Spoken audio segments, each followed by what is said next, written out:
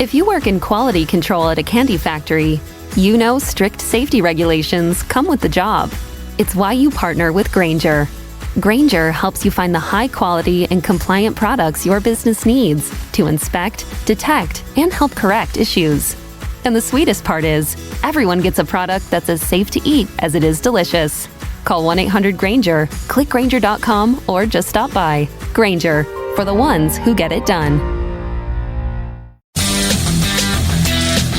Hey, warm up, lovely low. Welcome to lovely Las Vegas for Coast to Coast Hoops with myself, Greg Hoops Peterson, now part of the Beeson Family Podcast. We've got an excellent podcast for you, and before we dive in on what we're getting on this podcast, a little bit of a programming note.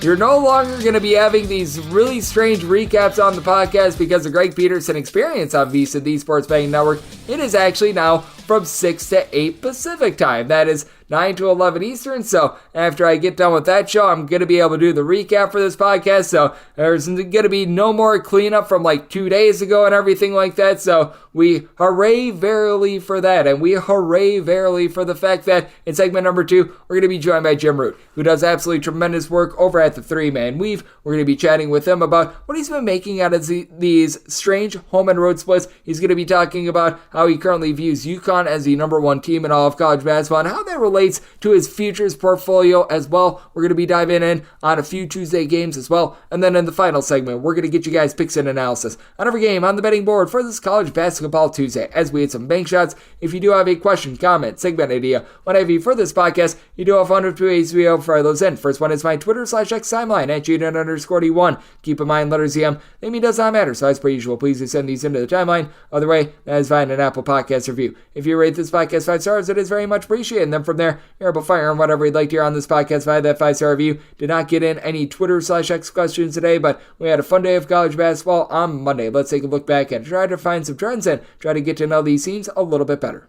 Games from yesterday is Greg buzzing about. Here is the rowdy recap. Those of you with the under in Iowa State versus Houston, and I was certainly one of them, this was absolutely rough. This was a closing total of about 133 to 134, and it goes over 73 to 65 the final. Meanwhile, if you like me at Iowa State, very glorious that they decided to not foul with about 25 to 30 seconds remaining. So you take the wins as you can get them, but this game had 51 points in the first half, and they were quite frankly lucky to get 51 points up in the first half. And then in the second half, just a complete and utter explosion of 87 points, and we have seen that a lot this season. Jamal Shed, he was the best player out there on the floor in this one. For Houston, he supplies the team with 26 points, goes 12 of 13 at the free throw line, 6 assists and just 2 turnovers. Houston, they win that turnover battle 16-9. That is the bread and butter of Iowa State. Meanwhile, Iowa State actually won the rebound battle, so you saw a little bit of reversal in this one. They win that battle 39-30, and for Iowa State, they were able to have Keshawn Gilbert go off for 17 points,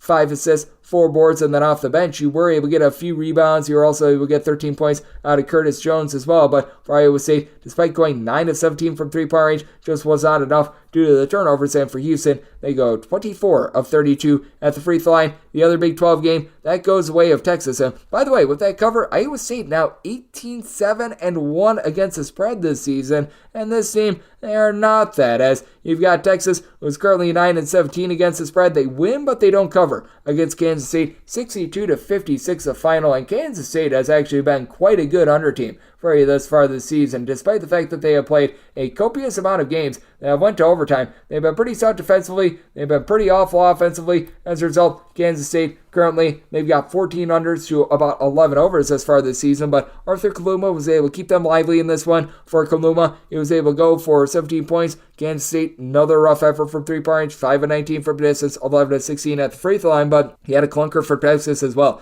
Texas went 3 of 19 from 3, and all 3 made threes came off the bench, as you had Brock Cunningham, Ithiel Horton go a combined 3 of 6 from three-point range. They combined for 9 points, and the starters, they went over from three-point range. Max Asmith only able to put up 8 points in this one, but they win this game because Dylan Dessou, Dylan Mitchell, they were able to combine for 18 rebounds. You had Dessou be able to supply the team with 20 points, so that was able to bail out Texas as they won that rebound battle by a count of 42-39 in what was a very, very sloppy game with Kansas State losing that turnover battle by a count of 13-9. Not a lot of power action that was going on in college basketball on Monday, but you did get an interesting nip and tuck game between Charleston and William & Mary. For Charleston, they just have not been a great cover team all season long. 65-57. They win, but they don't cover against William & Mary, as this game was very much slowed down to William & Mary's liking. They are one of the slower teams they're going to find in all of college basketball, and for College of Charleston, this non-cover, as they were laying north of 15 points, that drops them to 11, 14, and 1 against the spread. And for William & Mary, they go just 4 of 20 from three-point range. They lose the turnover battle by a count of 15-10, but for College of Charleston, they shoot overall 32.7% from the floor, 18 of 55, and 22 of 31 at the free throw line. So things got quite sloppy out there. By the way, you saw in the handshake line at the end of the Texas A&M Commerce game, a bunch of punches thrown. That was a game in which Texas A&M Commerce went on the road. They got the job done by a count of 76-72. I'm thinking that the reason why punches were thrown is that someone might have had a spread, and you know what? There was no tomfoolery there whatsoever, because Texas A&M Commerce was the underdog in the game and was able to win it outright. But I'd be salty as well, because this was a total that closed at 142.5, and it goes overdue to overtime. And for Commerce, they were able to shoot 40% from three-point range. They go 12 of 30 from distance to be able to get this one in. It's been a relatively rough year from Incarnate Word, but I did think that was quite strange to see that, to say the least, and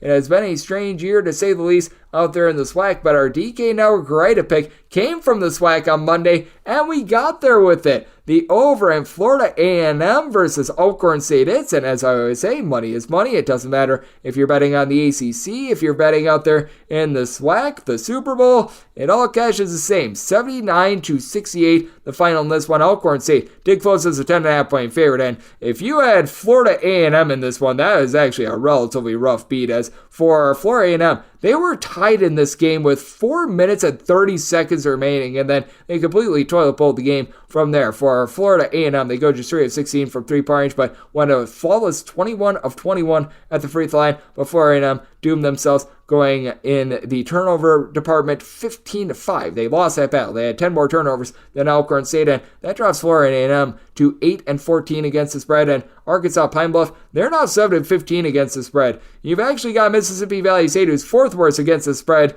in this conference, and we'll get to them because they are still winless. This was a closing line in a lot of places of 15. You might have seen a 15.5 to be able to get you there on Mississippi Valley State, but Alabama State, they win this game by a count of 61-46. As for Mississippi Valley State, they scored 1 point in the final 6-11 of this game. They were actually quite lively in this game. They were right there, and then, they were not able to do a whole heck of a lot of anything, so I found that to be quite intriguing. But getting back to Arkansas Pine Bluff, who just has not been able to cover to save their lives, they fall by a count of 75-67 against an Alabama A&M team that all of a sudden has been able to pick up a little bit of steam. For Alabama A&M, they've now been able to reel off 3 straight wins, and they've went 5-1 thus far this month. And for Pine Bluff, they actually get up in this game double figures early. They were up 31-18, and then they had a super long drought towards the end of the first half. And for a Pine Bluff team that overall shoots about 37.5% from 3, they go just 9 of 34 from distance in this one. Joe French gave the team 16 points, and really past that, he didn't have a very good effort from anyone else. Meanwhile, Cam Tucker, he was cooking. 14 points, 11 boards as well, and then a double-double off the bench from Chad Moody. He was in the mood to be able to give you some production. 13 points, 11 boards for Alabama A&M. They're able to get that one in. And then when it comes to the MEAC, we've seen some very fascinating teams out there as well. And you did see South Carolina State go to 15-8-1 against the spread. They went out right on the road against Howard as underdogs, 75-68 the final. And it's such a interesting South Carolina State team. You don't have a single guy on the roster that's giving you north of 9 points per contest in this game. It was the 15 points of one Mr. Michael Teal that was able to get it done for this team, but they just find a way as a collective to be able to get some scoring. They were able to play even up with regards to turnovers in this game, 16-16, and won the rebound battle by a count of 35-29. So they've been able to make you some good coin recently. Meanwhile, if you've been taking a look at totals with regards to MEAC, certainly there have been quite a few under teams out there, and I'm looking at UConn State, who is now 15 unders to 8 overs thus far this season, although it was overwhelming on Monday. Two teams that have just not been able to put the ball in the basket all season long. they go for an over. Maryland Eastern Shore, they take down Coppin State by a count of 75-67, and Maryland Eastern Shore is about a 6.5 to a 7-point favorite. They're able to cover. As for Coppin State, probably their most efficient shooting performance in eons. 25 of 49 from the floor. Game with 20 turnovers in this game. It was quite an up-tempo game. It was quite sloppy, but when teams were able to get off shots, they were able to make a few of them. And then Norfolk State, they've now played 14 unders to 8 overs, but this was another over for them. They do take down NC Central by a count of 80-74 as a 6.5-point favorite. They get hooked in this one, though, and for NC Central, they were able to go 8 of 21 from three-point range in a game that was very slow, very controlled, but both teams were just sinking shots. And for Norfolk State, they do go 28 of 37 at the free throw line. And if you're wondering on Norfolk State, they were up by 7 points throughout much of the game in this one, but late game felling, it did nip them just a touch, and they were unable to cover this game. And if you're just taking a look at what we're getting out there in the ACC as well, it has been very interesting to look at the home and road splits of Virginia. They were coming off of a pair of very nice road wins, but on Monday, they were about as lame-based as it gets. Virginia Tech, 75-41. Another one of these unranked home teams going up against a ranked road team as a favorite and being able to get it done. Virginia Tech now up to 12-14 against the spread, by the way, but this was just thorough domination throughout. Virginia goes 2 of 12 from 3. They shoot 32.5% from the floor. Meanwhile, Virginia Tech, they shoot north of 50% from the field. And Virginia Tech got a really nice effort in this one from Lloyd Kidd, 14 points, 7 rebounds. Virginia Tech wins the battle on the glass. They win the turnover battle 12-7. And quite frankly, this was just a really, really awful effort from Virginia, who had nobody get into double figures. And if you're looking at the landscape of college basketball right now, it has been very rough for home underdogs all season long. Home underdogs are now at 591, 621, and 20 against the spread. That is a 48.8% hit rate. Meanwhile, overs, they have been overwhelming at 51.2%. 2,251 overs, 2,146 unders. If you look at the last 7 days of college basketball, not a good one for the old home underdogs, as home underdogs 41, 59, and 1 against the spread, hitting at just 41%. So if you're able to find these home teams that are slight favorites against the ranked road team, very good. The underdogs, not so much. And in the last 7 days, it's been pretty even up with regards to totals. 162 overs, 164 unders, and a few pushes along the way. So that's what we saw in college basketball on Monday, and that's where we're getting trend-wise. Coming up next, we're going to be chatting with Jim Root of the Three-Man Weave about what we've been seeing in college basketball, about UConn and the just effort that we're seeing out of them. We're going to be turning it forward to some of Tuesday's games and so much more right here on Good Good Hoops with myself, David Peters, and now a part of the Baylor Family Podcast.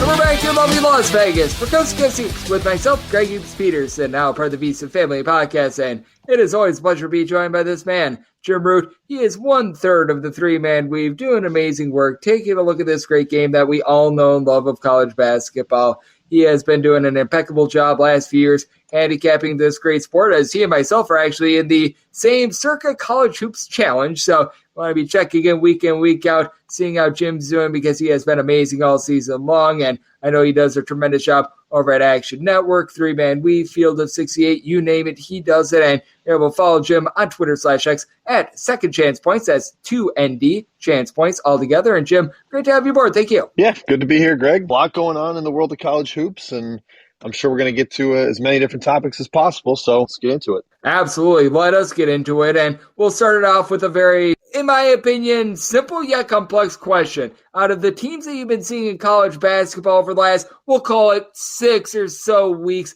have there been a few in general that you're either just a lot more stock up on right now than you were before, or a lot more stock down on than you were before? I'll start with 2 teams in the SEC that I think people are pretty high on, but I'm not. Alabama and Auburn, 2 arch rivals, gone at each other in the Iron Bowl. They split regular season meetings. I just don't love them going to the postseason because I feel like they both really thrive on their home environment and just being in front of their crowd. I know Auburn just lost at home to Kentucky, and to be honest, that exposed some of the flaws that they have in all of their venues, like not just at home. And they weren't able to feed off the crowd because they couldn't hit shots and they didn't get to set up as much pressure. But it just seemed like they didn't play their own game. They played more of a half-court game against Kentucky. It seemed like they were scared of Kentucky getting out in transition, which, you know, the Wildcats are a great transition team, but Auburn is terrific. And again, that's what their home crowd feeds on. So if they're not able to even do that at home, then I'm a little concerned as they get into more neutral locations and kind of playing better competition that Auburn's less familiar with. I have a feeling that that team could sink out early in the NCAA tournament, and the guard play just can be kind of dicey. Aiden Holloway has not been the freshman impact guy that a lot of people thought. And then with Bama, it's the defense. I know they've been a little better in league play. Per Ken Pom in league play, they're fourth in the SEC. But teams aren't making threes against them. I still think you can get them in the paint a little bit, and their defensive rebounding is leaving a lot to be desired. The shot chart last game against Texas A&M was like as pretty as every analytics person wants it. All threes, all at the rim.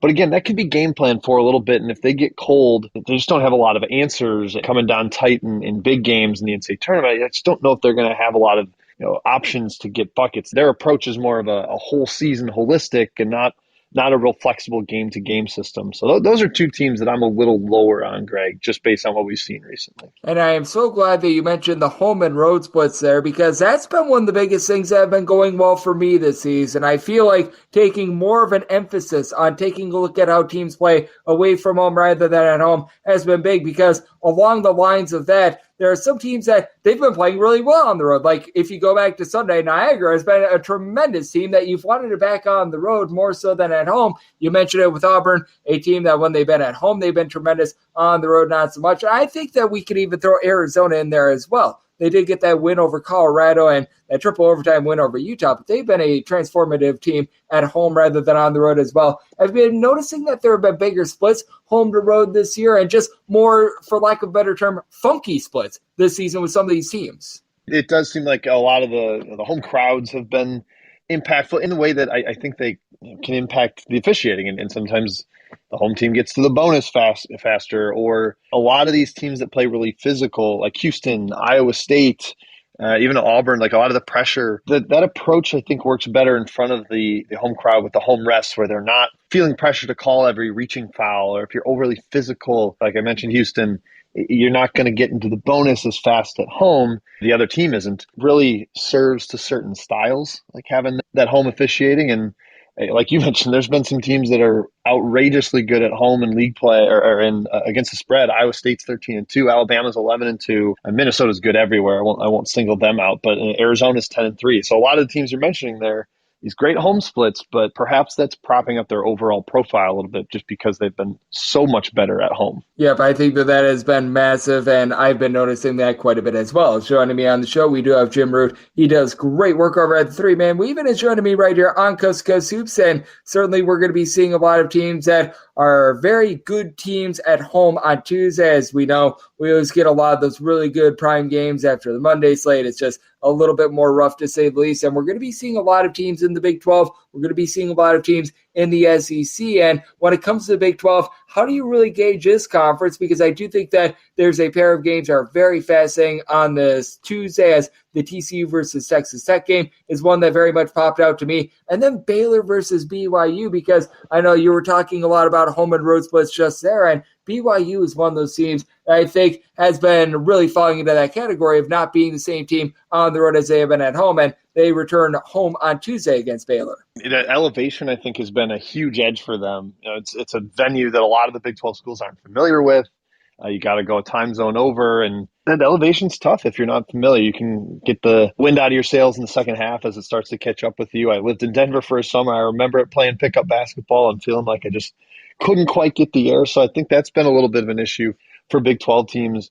And quite honestly, Baylor's been one of the teams that's actually been pretty good away from home against the spread. They're 5-1 on the road. So I don't think that's going to be any easy pickings for BYU, even with that home court advantage. I think Baylor can keep that game close. I know the line's going to be fairly narrow, but BYU's just been struggling a little bit. The one thing going their way is that there's no way they shoot as poorly as they did at Oklahoma State over the weekend. They just could not find a jumper, and Oklahoma State was pretty hot from beyond the arc, especially early in that game. So if you get some shooting trending back the other way, it could benefit BYU, but I still think Baylor keeps that close. I've been really impressed with them lately, and potential of getting Langston Love back. I don't think there's anything definite up there, so we'll see about that. And the other one, Texas Tech, TCU, that's one where I love Texas Tech at home. Their splits aren't as stark, only 7-7 against the spread at home.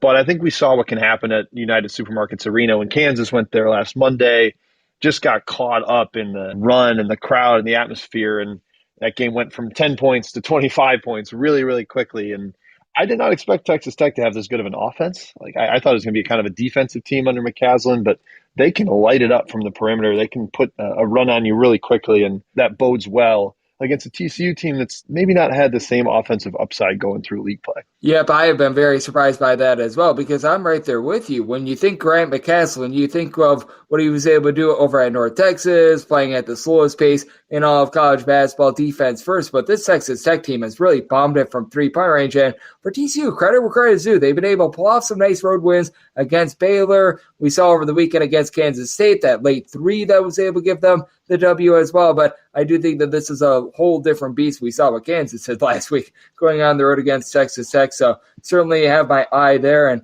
I do have to mention this team because I was talking about teams that we are stock up, stock down on. If you have a different opinion, let me know. But I am stock down on Wisconsin right now with what we've been seeing in the month of February, because they were a top 10 team. Things were going really great going into February, and they've won one game thus far this month, now going up against Maryland. How do you, for one, take a look at what they're going to be having to go up against in Maryland on Tuesday, to just overall this Wisconsin team? Because I wish I could say that I was surprised, but with this Wisconsin bunch, it did feel like the bottom was going to fall out at some point. I didn't think it was going to be to this extent, but they have just looked really rough here this month. Yeah, and for a little while I was thinking maybe part of it was John Blackwell's injury, the freshman. He's given them a real shot of life off the bench, a little more athleticism. Him and Store, I think, were what changed the team early on. But they also fall in love with jumpers a little too much. Store is kind of guilty of that. The second half against Michigan, I thought they had issues with that. They've definitely been in a slump shooting the ball from beyond the arc. Even they're good shooters. The Klesmits and the Sejans of the world haven't been knocking it down from deep.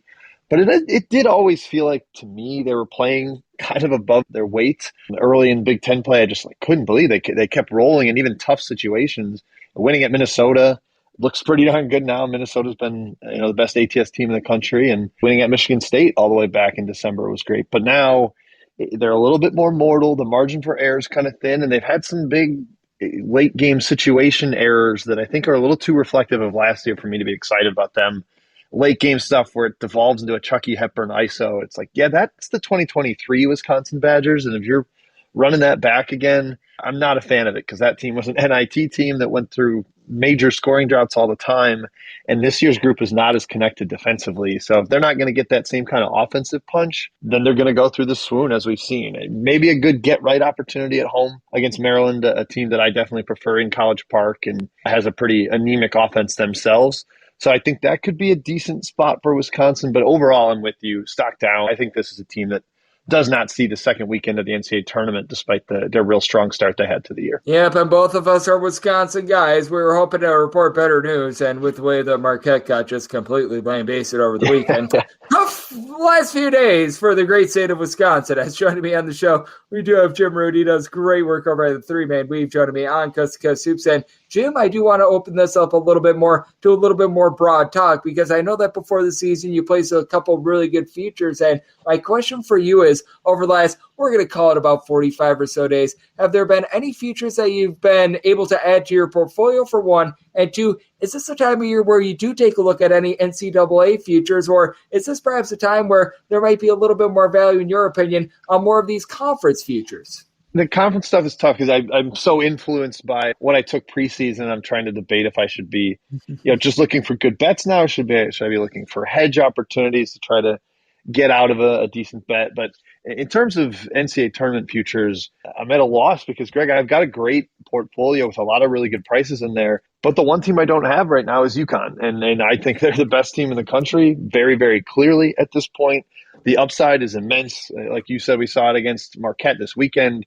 You got an A-plus game from Donovan Clingan, and they've got all kinds of guard creators, and Caravan and Spencer are such big-time shot makers that the spacing on the floor is always going to be rock solid. The defensive ceiling so high with Clingan in there. Like, I'm very bummed that they're a team I do not have. I did add some Tennessee recently. I'm starting to come around a little bit more on the idea that Connect does change kind of the fundamental structure of that team. Usually I'm very okay not having a Rick Barnes team in my futures portfolio, but they have a lot more offensive upside. I think they can win in different ways now, whereas in the past it was like, all right, if the defense isn't playing a perfect game, then the offense isn't good enough to make up for that. And now they've kind of got that figured out a little bit on that side of the ball. But at this point, I'm just like trying to decide if I should just take the best price on UConn and live with that, Greg, because I think they have really separated themselves. Yeah, it has been absolutely tremendous what we've been seeing out of UConn, and they are going to be playing on Tuesday, ironically enough, against Creighton. How do you foresee that one playing out? Because with Creighton, it felt like they, much like UConn last season, hit a little bit of a rut in like late December, early January, but I feel like the Creighton that we all know and love has been coming out recently, and I think such a big part of it is Steve Ashworth really looking much more comfortable the last few weeks. They needed his perimeter shooting. That was, so supposed to be the big thing they added, bringing him in over the offseason. And he started to make a bunch of shots. 6 of 7 against Providence. I know they lost, but that game on the road was like kind of eye-opening that in that environment, Ashworth was able to rise to the occasion and give them a chance to win. I think they kind of get smashed by UConn. I know it probably is going to make Blue Jay Nation upset there, and they've got a great home court advantage in Omaha, but UConn's just on a different level to me. And Creighton mathematically is so sound defensively. Like, they don't put you on the free throw line. They force you into the mid-range because that drop coverage. They take you off the three-point line. But I think UConn can be just fine against that. It's going to be a lot of ball screen stuff where they can take pull-up jumpers. I think Tristan Newton's a great mid-range player. Cam Spencer's going to be just fine in there. And they kind of negate any advantage Kalkbrenner has because Klingon is so dominant around the rim. Like, he's kind of Kalkbrenner 2.0 almost. So the way Creighton defends, like I said, it's really sound mathematically, but they just don't make you uncomfortable by not fouling, not forcing turnovers. They're kind of communicating to you, like, we're never going to stress you out. Your ball handlers are always going to be content, comfortable with the ball, getting to their spots. It's just, can you make shots against them? They turn games really into a shooting contest. We call them the jump shooting Jays. I think UConn's good enough to beat them in a shooting competition. Yep, and I do agree with your analysis there. This is a UConn bunch that they certainly do a nice job in terms of being able to hit those shots. They do a nice job of being able to just, in general, run their offense, but this is also a bunch, as you just mentioned, that they aren't going to force any turnovers whatsoever, and that's a little bit off-putting, but it's always something that I'm going to sign up for, something that is the opposite of off-putting, getting you on the show, Jim. You do such incredible work over at the Three-Man Weave. Love the good people at home. Know it's all on tap for you, and how people are able to follow along on social media and other platforms. Yeah, the Twitter handle for our organization's 3MW_CBB. We should have an announcement coming probably Tuesday morning on our daily best bet show that should be returning. Got a sponsor lined up for that we're really, really excited about, and going to have like a contest giveaway associated with it. So keep your eye out for details on that. I think it'll be a contest that people will be excited about to have the potential to win. Check that out. And then, writing on the Action Network. We have best bets articles there 3 days a week, and a couple other single game stuff we write up one-off. So check that out. Check out our podcast, Three-Man Weave College Basketball Podcast. Comes out Wednesday. That's it. Appreciate the chance to plug that stuff. Oh, yes. Jim does such a good job taking a look at the great game of college basketball. All three gentlemen over there at the Three-Man Weave, Jim, Kai, and Matt, they're such good hard workers. Anytime we could get any of those three on the show, always have to take that opportunity. Today, it was a wonderful Jim who joined me. So big thanks to Jim for joining me on Coast to Coast Hoops, now part of the VC Family Podcast. And coming up next, it is that time of the podcast to give you picks and analysis on every game on the betting board for this College Basketball Tuesday as we hit some bank shots.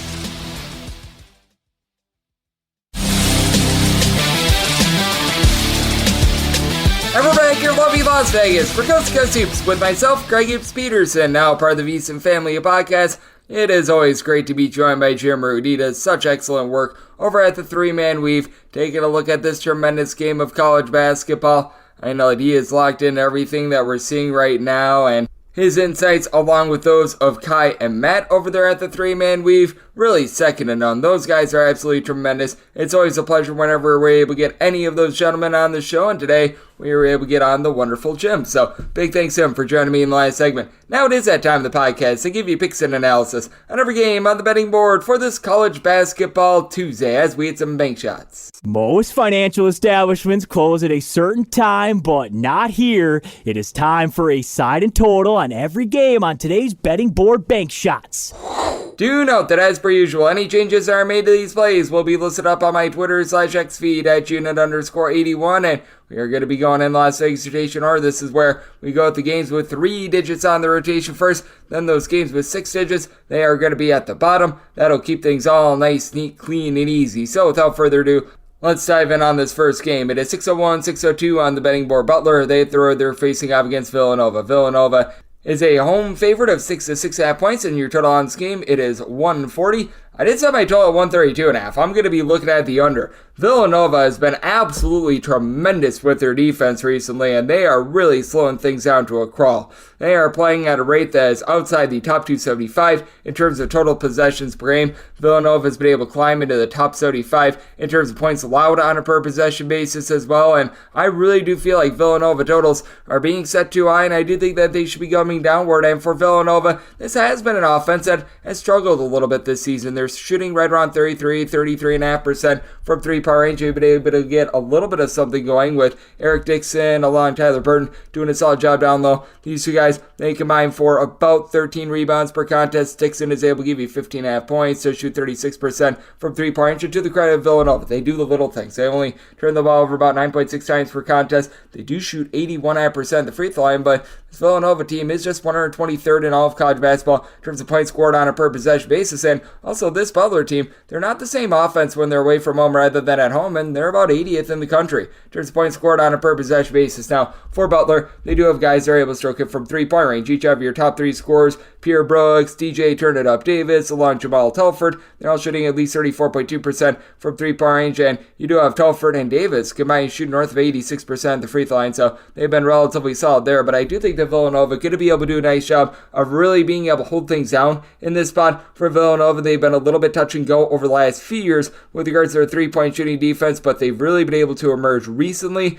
as a good force in terms of being able to shut things down from the outside in the last 3 games. Opponents are shooting 27.6% from three-point range against them, and overall for the season, they are allowing opponents to shoot just 32.2% from distance against them. And Butler, they do a good job of shutting down the arc as well. Opponents are shooting just 30.2% from three-point range against them as well. And to the credit of Butler, this team does a nice job not turning it over. About 10.5 turnovers per game. Posh Alexander, it's looking like the Posh Alexander of old. You could tell that when he was playing alongside Andre Cabral last season, that was not great, as he's now been able to nab about 2 steals, give you about 5 assists. Still not a great three-point shooter, but has been able to do a solid job with that regard. But you just take a look at this Villanova bunch. They have given up 56 points or fewer in each of their last 4 games. Last time these two teams played, it was an overwhelming game, but that's because the game went to double overtime. In regulation, that was a game that fell 64-64 before it did go to overtime, so I do think that this is a little bit too high of a total. I do think that Villanova does a solid job with regards to perimeter defense. I do think that Jalen Moore is going to be able to give you more. He in the last game only had 5 points in that one in 40 minutes. Overall for the season, he's logging about 10 points. He's only been able to shoot about 26% from three-point range, but it's relatively good floor general. He's become a defense-first guy with guys like TJ Bamba popping it from three-point range. I do think that Villanova going to be able to get it done on their home floor. It feels like the light has really come on for them. Meanwhile, this Butler team, they have now lost 3 of their last 4 games, being held to 72 points or fewer in all but one of those games. So, did somebody total 132.5, diving under with Villanova. Wanted to lay update with them, made them an 8.5 point favorite. Now here comes my DK Network right pick. 603, 604 on the betting board. Central Florida hits the road face-off against West Virginia. West Virginia is a home underdog of 3 to 3.5 points. So on this game is anywhere between 140.5 and 141.5. My write-up here is going to be on West Virginia. I made them the favorite. Personally, I'm going to be taking a look at them outright on the money line. Now, when I wrote this up and when I recorded this, there were no money lines available. So when you read the article, it's going to say West Virginia +3, +3.5, whatever the number is at time of publish. But that said, do note that I think that West Virginia is able to pull this game off. The big thing for West Virginia is that they just haven't had their full allotment of guys out there. This is only game number 6 or game number 7 in which they've had everyone at full staff out there on the floor, because the trio of guards in Kirk Kriisa, Noah Farrakhan, Raekwon Battle, they were out of the fold for the first 9 to 10 games of the season. Kirk Kriisa due to suspension, Battle along with Farrakhan. These 2 guys, they were out due to that 2-time transfer rule that the NCAA was imposing, and these 3 guys combined for 37.3 points per contest. You get 4.6 assists per game along with 42.5% three-point shooting at Kriisa as well now.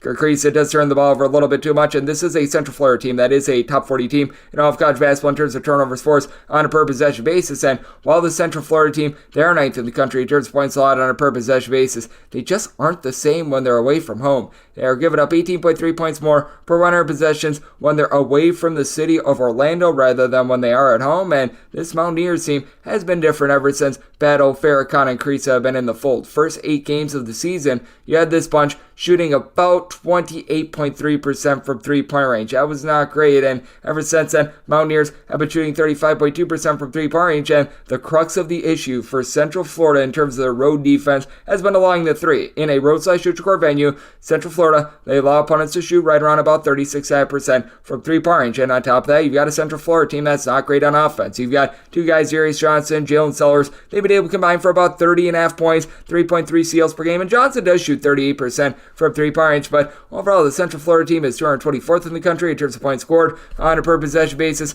For Central Florida, they also just really don't shoot it well from the floor. 39.8% is what they shoot from the field in a roadside shoot-to-court venue. That is 317th in all of college basketball. Really, other than Darius Johnson, you don't have anyone else that gives you north of 5 points per contest that is shooting above 35.5% from three-point range, aside from what you've been able to get out of Marcellus Avery. He's been okay for this bunch, but you really don't have a lot of outside shooting when it comes to this team. They also do turn the ball over about 12.5 times per contest as well. And Sellers, after he shot well north of 42% from three-point range, Ball State down to about 30.5% this season. And for West Virginia, reason why they had so many games without their main guys on the floor is not just because of the guards being out. It was because they also had Jesse Edwards dealing with an injury throughout much of the month of January. He's back in the fold. He's given the team 15 points, 8 boards. It's a big reason why West Virginia has been outside the top 175 with regards to both their rebound rate and defensive efficiency is the fact that they had Edwards out of the fold for quite some time. Now getting him back, that does add a nice force down low to be able to hold up against a Central Florida team that is a top 50 team with regards to rebound rate. You've been able to get good production out of Abrima Diallo. He's able to give you multiple blocks. He's able to give you right around 6 rebounds per contest as well. Or Mar Payne, he's able to give you a block and a half. He throws in there about 4 boards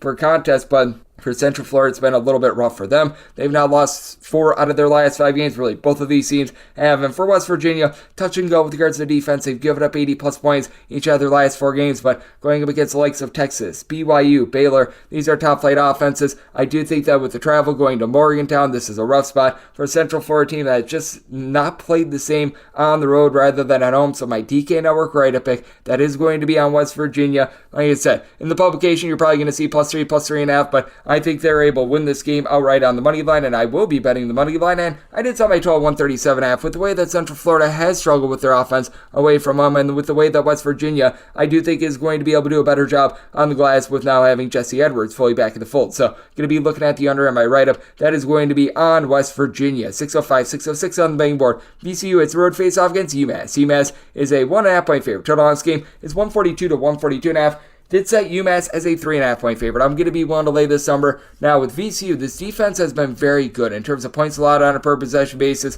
One of the better mid-major teams in all of college basketball. They're clocking in right in the neighborhood about 50th in the country, and they don't see too much of a fall-off when they're on the road. They're only giving up about 1.7 points more per 100 possessions in a roadside shoot-to-court venue rather than at home, but they do face off against a UMass team that's much better when they are at home. They're giving up 12.3 points fewer per 100 possessions at home rather than in a roadside shoot-to-court venue. And for VCU, even though this team is in the top 65 with regards to rebound rate, you don't have those dominant guys down low. Toby Lowell has been able to give you 5.7 rebounds per game, and he leads the way going up against a UMass team in which you've got Josh Coleman Cross combining for about 15.3 rebounds per game. I do think that they should be able to win that battle down low. Now, the big thing for UMass is being able to pop a few threes. They shoot just 31.7% from 3, but they make up for it in the way that they generate turnovers. They're a top 50 team in all of college basketball with regards to turnovers forced on a per possession basis, but much like many teams that gamble for turnovers, as a result of going for those turnovers, they do leave themselves a little bit prone to giving up the arc. They are 264th in all of college basketball in terms of opponents' three-point shooting percentage. That goes down to about 33.7% from three-point range at home, raises by a full 3% when they are away from home. Meanwhile, VCU, they have really locked things down from the arc. They are allowing opponents in a roadside shoot-to-court venue to shoot 26.4% from three-point range. That is the third best mark in all of college basketball. And for VCU, you now have your full allotment of guys back at the full. John Bairstow has been dealing with injury all season long, but he's able to give you double-figure amount of points. Joe Bejmili has been relatively solid, 13 points. He's shooting 40% from 3, but Max Shulga really has been the constant for this team. 15 points, 3.5 assists. He does shoot about 40% from three-point range, and that's been big because Zeb Jack Jackson has been a little bit in and out of the fold, did return in that game against St. Louis, but he didn't necessarily look fully 100% in my opinion. But I do think that for UMass, being able to get just enough out of someone like a Rasul Diggins, who's been able to supply the team with 12.5 points, shoots 35% from three-point range, is going to be able to get them to victory in this spot. UMass does a good job of being able to generate turnovers. I do think that UMass is also going to be able to win from within. So it is a spot where I did say UMass as a favorite of 3.5 points. I'm going to be willing to lay the number and did set my total at 145.5. This VCU team has been solid with their defense, but they've been cranking up their tempo just a little bit, and this UMass team, they're not afraid to run as well. Even though they're a hard-nosed defensive team, this team is 88th in the country in terms of total possessions per game, playing at a rate of about 3.4 possessions more at home rather than in a roadside Church Court venue. So looking at the over, and I'm going to be willing to lay up to 3 with UMass. 607, 608 on the betting board. Miami of Ohio. It's a road face-off against Western Michigan. Western Michigan is a home underdog of 1.5 to 2 points. Total on this game between 141 and 141.5 with Western Michigan. I did set them as an underdog of 2 points, seeing the 1.5 out there, and that was the opener in this game. I'm going to be willing to lay it with Miami of Ohio. Now for Miami of Ohio, it's been a very interesting season for them. Not a team that's necessarily going to be batting down the hatches down low or anything like that, because this team, well, outside the top 300 with regards to their rebound rate, but what they do is a nice job of being able to guard the arc. They're 55th in all of college basketball in terms of opponents' three-point shooting percentage, and they go up against a Western Michigan team that right now has a lot of faults. Western Michigan outside the top 250 in terms of both points scored and points allowed on a per-possession basis. Offense really got going when they were able to get Javonte Brown, the 7-footer, back after he was a two-time transfer that was barred from playing towards the beginning part of the season, but it feels like that luster has really worn off on this offense. They've now been held to 67 points or fewer in each of their last 5 games, so that's a little bit of an issue. Going up against a Miami of Ohio team that I'm not going to call them like the monsters on defense, but they've given up 73 points or fewer in 4 of their last 5 games. They've got Darwishi Hunter, who I think is going to be the best backcourt player in this game. He's been able to supply 12.5 points, shoots 36.5% from three-point range. Now, from a pure scoring perspective, on the flip side, for Western Michigan, Seth Hubbard, he is able to give you 14.5 points per game, but does show shooting about 32.5% from 3, 38.5% from the floor. It's a little bit of a shall we say, inefficient 14.5 points per contest, and nobody else on the roster is really able to give you double digits. B. Artis White has been a little bit in and out of the fold this season, just returned in their most recent game against Central Michigan, and he did have 12 points in that game, but he also had 5 turnovers. For Western Michigan, this bunch has been a top 150 team with regards to rebound rate, with Owen Lobsinger giving you about 9.5 points, 6.5 boards, shoots 37.5% from three-point range, and you've had Javon Hanna be able to give you about 8.5 points per contest as well, but would like to see a little bit more from an offensive perspective, with Anthony Crump only giving you about 6 points per contest along with Titus Wright. Meanwhile, for Miami of Ohio, even though you don't necessarily have explosive scorers, Anderson Mambo, ever since he missed the first about 10 or so games this season, he's been rock solid, giving you about 13 points per contest. That's a true 300-pounder down low. And then you've got a lot of guys that they just pop it really well from three-point range. You've got a pair of guys that shoot about 37 to 38% from three-point range in Ryan Marbury along with Ian Elmer, and I do think that with Miami of Ohio being able to do a better job of being able to take care of the ball in this spot, with Miami of Ohio really being able to step up with their perimeter defense, going up against a Western Michigan team that have really had their issues with regards to defense, especially on the road. 286th overall in terms of points allowed on a per possession basis, giving up about 9 points more per 100 possessions when they leave home.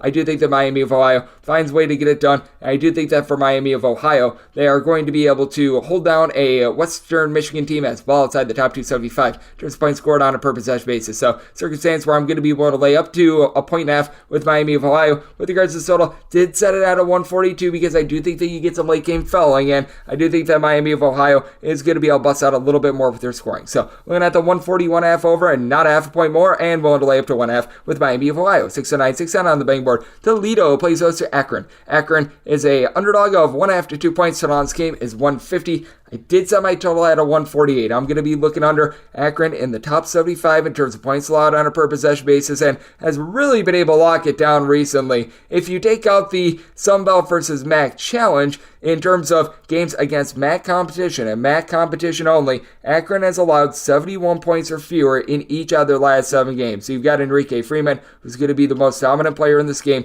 18.5 points, nation leading 13 rebounds, block and a half per contest, all while shooting 35.5% from 3. And Akron has been having success despite the fact that Ali Ali is only shooting about 30% from 3 with his 15.5 points per contest. You may recall when Akron made the NCAA tournament 2 seasons ago, Ali Ali was shooting north of 40% from 3 3-point range. Meanwhile, you do have a pair of guys, Raheem Moss, Dante Maddox on the flip side for Toledo, who have been able to combine for north of 32 points per contest. Maddox does shoot 42% from 3, but for Toledo, the team is well outside the top 225 with regards to rebound rate. Tyler Cochran has been able to give you about 7 boards per contest and been able to get good production with 13 points, 4 boards out of Javon Simmons. I do like what he's able to bring to the table, but it's a little bit of a top-heavy team. Meanwhile, you've been able to have someone like a Caleb Thornton be able to step up for this Akron team, to be able to dole out like 3 assists. Someone like a Sammy Hunter has been able to give you a few points as well coming in from Ole Miss. So I do like what these guys have been able to bring to the table. And then you just take a look at the way that this Toledo team has been playing in general, and it's honestly been a little bit more defense-oriented with Toledo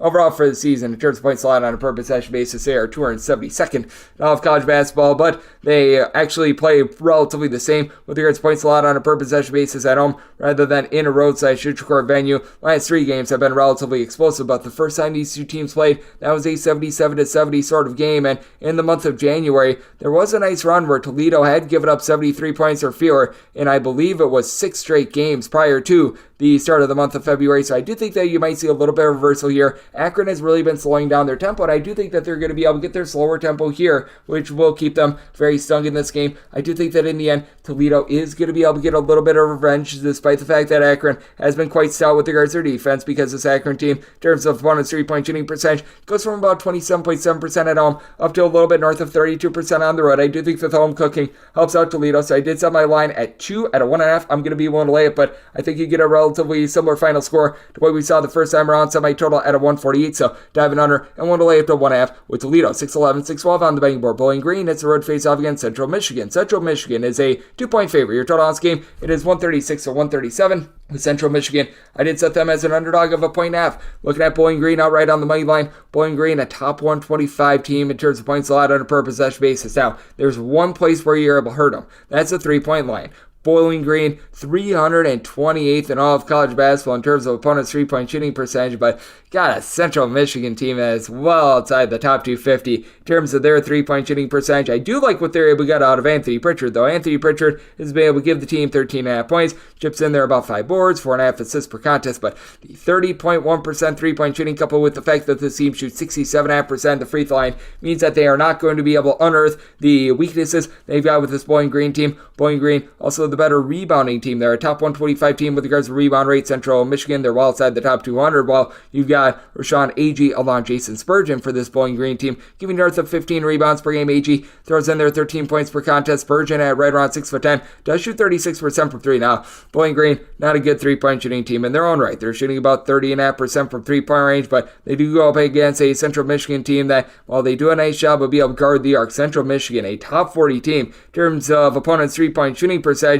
they are very vulnerable on the inside, and this is a Bowling Green bunch that they really don't settle for a lot of threes, so that's actually not going to hurt them as much as a lot of people might think. And for Central Michigan, to my point about them, they are a bunch that they allow you to only shoot about 42.4% from 2-point range at home. That actually balloons about 53.5% in a roadside neutral court venue, so they've got some very demonstrative home and road splits. Meanwhile, Bowling Green, 49.5% is what opponents shoot from 2 at home, 50.5% on the road. They've been very consistent with that regard, and for Central Michigan, I just don't know if you've got the guys to be able to put the ball in the bucket to be able to win this game, as for Central Michigan, you've been able to get right around 7 rebounds per game out of Brian Taylor at about 6'6", but you really don't have a lot of guys that pop it from 3-point range. Central Michigan also quite sloppy with the ball with about 12.5 turnovers per game while being a lower tempo team, so I do think that in the end, Bowling Green finds a way to be able to get it done. Bowling Green and Central Michigan, last time they played, they went to double overtime. That was a game that in regulation, it was 62-62, so if you look at this Bowling Green team, they've scored 62 points or fewer in 3 of their last 4 games in regulation. Meanwhile, you've got a Central Michigan team that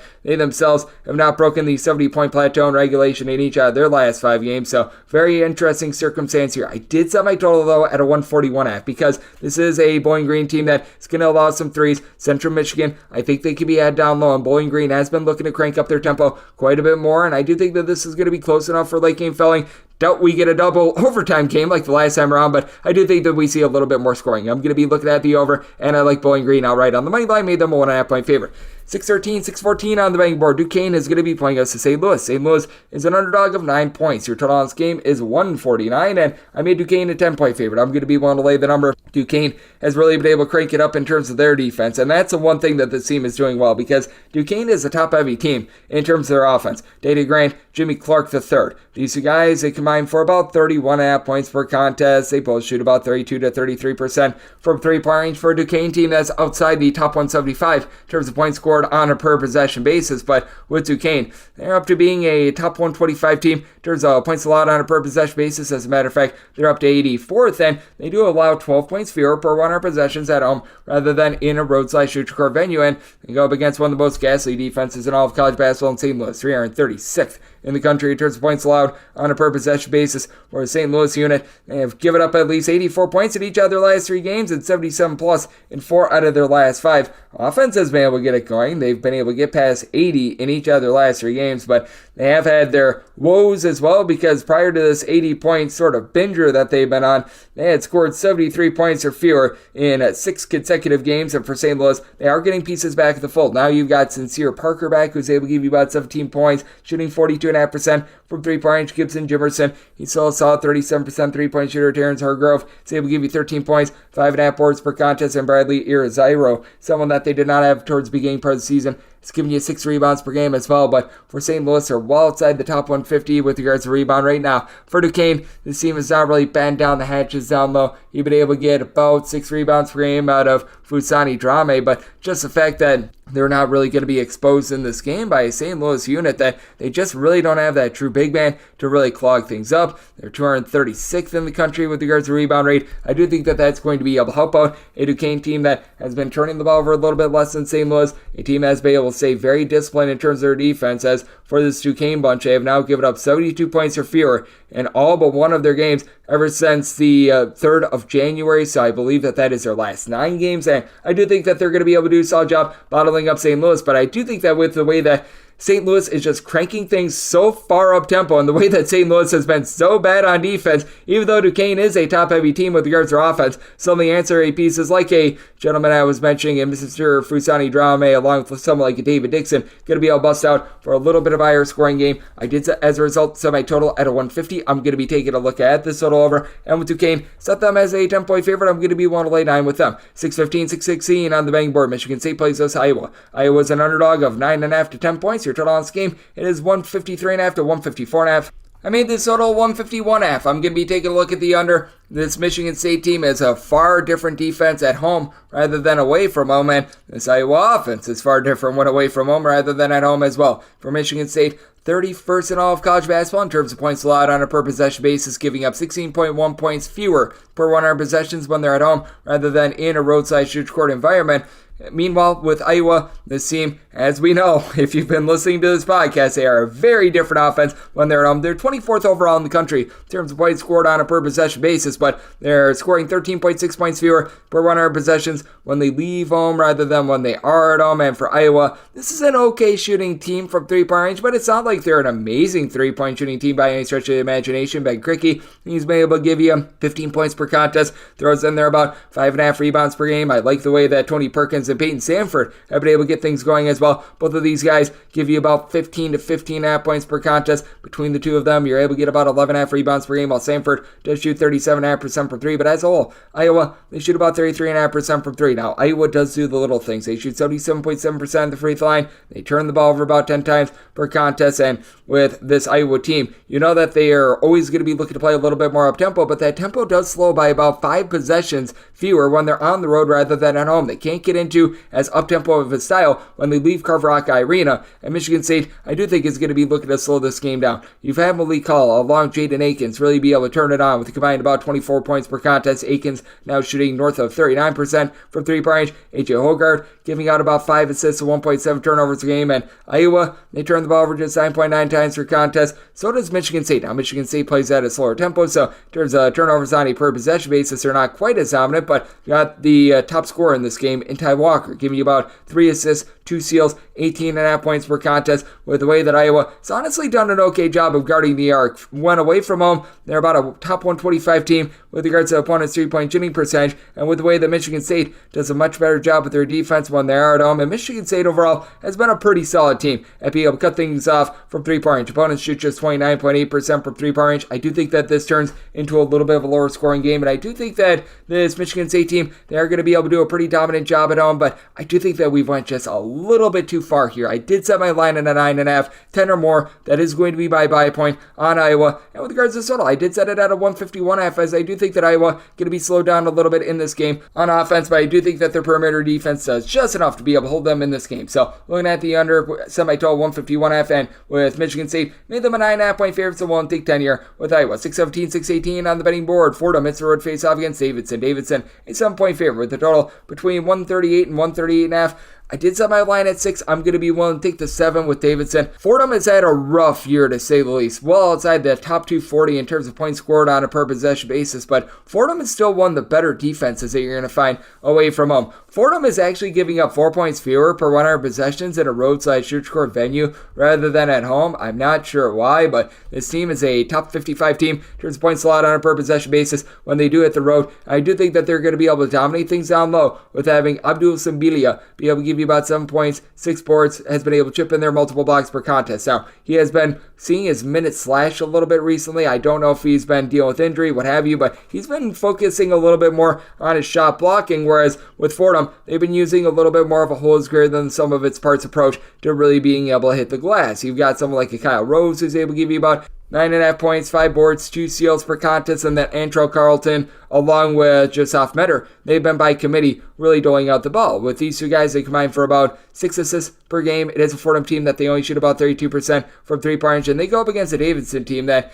has been having their issues on defense all season long as well. Davidson, well outside the top 180 in terms of points allowed on a per possession basis, and Davidson, a slow and controlled team. They are outside the top 250 in terms of total possessions per game, going up against a Fordham team that's looking to run it and gun it. They're in the top 65 with regards to total possessions per game, and Davidson has only given up about 1.2 points fewer per 100 possessions at home rather than when they do hit the road. And for Davidson, the squad has really prided itself on being able to guard the arc, allowing opponents to shoot just 30.1% from three-point range at home. But this Fordham team is not really one that's going to be looking to let it fly from three-point range. And for Davidson, they have been dealing with a little bit of an injury to David Skogman. He's 6'10", has good versatility, supplying the team with 13 points, 5 boards, was shooting 47% from three. Nobody else on the roster really shoots above 36% from three-point range, with Connor Kuchera being able to supply you with 12 points while shooting that 37+% clip from three-point range. You've had Grant Huffman be able to give you about 5 boards, 5 assists, 13.5 points per game. I do like his overall versatility, but I do think that Fordham is going to be able to hold in this game because I do think that they're going to do a nice job from within. They're about 166th in the country with regards to rebound rate. Davidson right on par at about 169th, but just have a little bit more size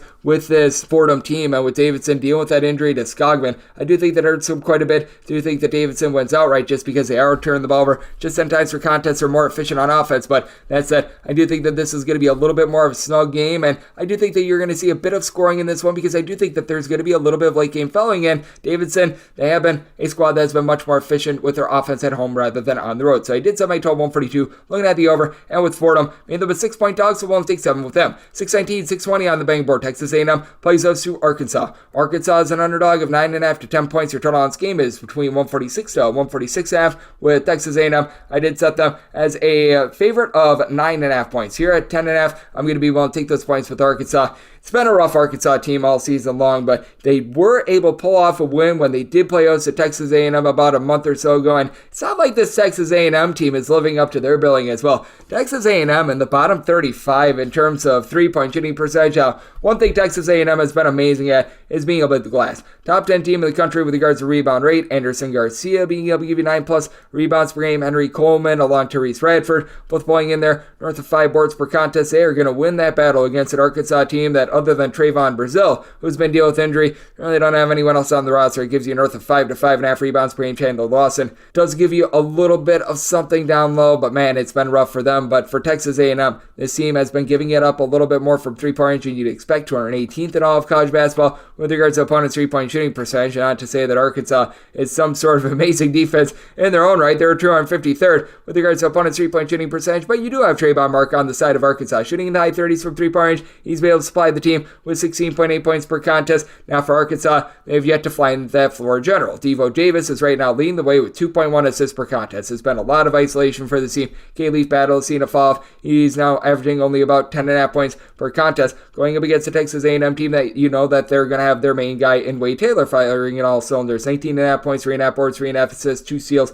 per contest. But the problem is, out of all players on the roster that give you north of 6 points per contest, he is the only one out of those 6 that shoots above 30.5% from three-point range. Jace Carter has been relatively okay with regards to being able to give you about 7 points, 5 boards per contest. But for Texas A&M, I just don't think that they're going to be able to put away this Arkansas team. Last time these two teams played, that was back in January. That was a 78-77 game. I do think that things are going to be bogged down a little bit more from that game for Texas A&M. They actually got 19 offensive rebounds to Arkansas's 3 offensive rebounds. So I do think that we're going to see a little bit of reversal there. And you had 10 total turnovers in that first game. I certainly think that things are going to be a little bit less efficient there. So a circumstance where I did make Texas A&M a 9.5 point favorite here at 10. I'm going to be willing to take those points. And I did set my total 145.5. Here at the 146 and 146.5. Both of these teams out of sorts on offense. Looking at the under to go along with the points with Arkansas 621, 622 on the betting board. Tennessee, it's a road face-off against Missouri. And Missouri is an underdog of 13 points with your total 146.5 to 147 with Tennessee. I made them an 11-point road favorite. I certainly think that Tennessee should be a sizable favorite. We saw them laying about 20 points over the weekend against Vanderbilt, completely land-based them, but I'm going to be willing to take the points with Missouri as now they've got Sean East back in the fold. He was missing for a game or two in that backcourt, and he and Tamar Bates have been absolutely spectacular, being able to put points up on the board. A combined 30 points. East is able to give you 4.2 assists per contest, and both of these guys combined to shoot about 44% from three-point range. For a Missouri team that they do shoot about 32.5% from the outside. Now, Missouri does have their fair share of warts. They're outside the top 175 in terms of points allowed on a per possession basis, while outside the top 200 with regards to opponents' three-point shooting percentage as well. And while they're not doing the same job in terms of generating turnovers from the season ago, this is still a Missouri team that has some active hands. They are 69th of the country with regards to turnovers forced on a per possession basis. That does climb into the top 50 when they're at home, though. They're going up against a Tennessee team that is only turned the ball over about 10.5 times per contest. Santiago Vescovi has been able to do a nice job doling it out. He's taken a little bit more of a backseat role, while Zakai Ziegler has been the guy that's been giving you north of 5 assists per contest, like what Josiah James has been able to bring to the table. Josiah Jordan James has been able to give you about 9 points, 5 boards. He throws in there like a block, a steal. This guy does absolutely everything for you. And then Dalton Connect, he is connecting from three-point range right now, shooting just below 40% from distance. He has been putting up 20 plus on the regular here in SEC play, has been one of the best scorers in all of college basketball recently, but this is a Tennessee defense that they do take a bit of a fall off when they're on the road, and this is still a Tennessee team that they're solid with regards to their defense, but last year they were a top 3 team pretty much across the board in terms of points allowed on a per possession basis and all those metrics. They're now about 16th in this category, and they are giving up about 17.5 points more per 100 possessions when they leave home rather than when they are at home. Now Missouri being well outside the top 225 with regards to rebound rate, and Tennessee being a top 50 team with Jonas Adu giving you 7.5 rebounds per game, Toby Awaka dominating things down low. That should allow Tennessee to be able to win this game, and win this game rather comfortably. I do think that we've went a little bit too far on the 13, though. I did set my line at 11. I'm going to be looking at the under. Missouri has been having a tough time scoring for the last few weeks now. This Missouri team, they have failed to get past the 70-point plateau in 3 of their last 4 games. As a matter of fact, 61 points or fewer 3 of their last 4 games. So I did set my total at a 143 diving under, and we'll take the points with Missouri. 623, 624 on the betting board. Ohio is going to be playing against Kent State. Kent State is an underdog of 3 points with your total 148. I did set my line at 4.5. Going to be willing to lay this number with Ohio. I feel like Kent State has been a little bit overvalued based on what we saw last season. Last season, this Kent State team was one of the best in all of college basketball in terms of being able to D up, being able to generate turnovers, and Kent State's still a top 125 team in terms of turnovers generated on a per possession basis on defense, but I mean, this is just not the same team that they were a season ago. Now, very interestingly, Kent State is giving up actually about 4.6 points fewer per 100 possessions when they leave home rather than when they are at home, but this is an Ohio team that they also get a nice boost when they're at home. They're giving up about 12.6 points fewer per 100 possessions at home rather than in a roadside shoot score venue. And even though Ohio doesn't really shoot it amazingly from three-point range with their top guys, Jalen Hunter, Sharif Mitchell, they combine for about 28 points per contest. Hunter does throw in there 5 assists, 1.5 steals per game. They both shoot just 31.5% from three-point range. They still have been able to shoot as a collective about 36.5% from three, with some like an AJ Clayton giving you 12 points, shooting north of 40% from three-point range. You've got Miles Brown shooting north of 40% from three. He's able to give you about 8.5 points per contest. And then when it comes to Kent State, you've got a squad that has been really based around being able to hit the glass a little bit more this season, with Chris Payton being able to give you about 7.5 boards, 12.5 points per contest. Still Ron Hornbeek being in and out of the fold. That's hurt this team's efforts a little bit more down low. And you do have Jalen Sullinger who's able to give you 15 points per game, but the transition from having Sincere Carey in the backcourt to Giovanni Santiago has not been great. Santiago was off the ball shooting north of 38% from three-point range a season ago. He's back up to shooting about 31% from three-point range this season. Has been able to cut down on the turnovers, but it's been quite a work in progress. And for Kent State, it's not like they've been amazing on the glass. They're about 132nd in the country with regards to their rebound rate. Ohio, they are just 260th. You really haven't been able to get a lot down low on the team other than having AJ Clayton give you about 4.5 boards per contest. But even with that, I do think that Ohio is going to be able to do a solid job around the perimeter. They go up against a Kent State team that's not guarding the three ball the same way that they did a season ago with this Kent State team. They are allowing opponents to shoot north of 33% from three-point range, or well outside the top 150 with that regard. And though Ohio certainly does have their warts with regards to their defense, they do allow opponents to shoot just 32.9% from three at home, meanwhile north of 35.5% in a roadside shoot-core venue. So this is a circumstance where I'm going to be willing to ride with Ohio in this spot, so them as a 4.5 point favorite. And did so my total 146.5,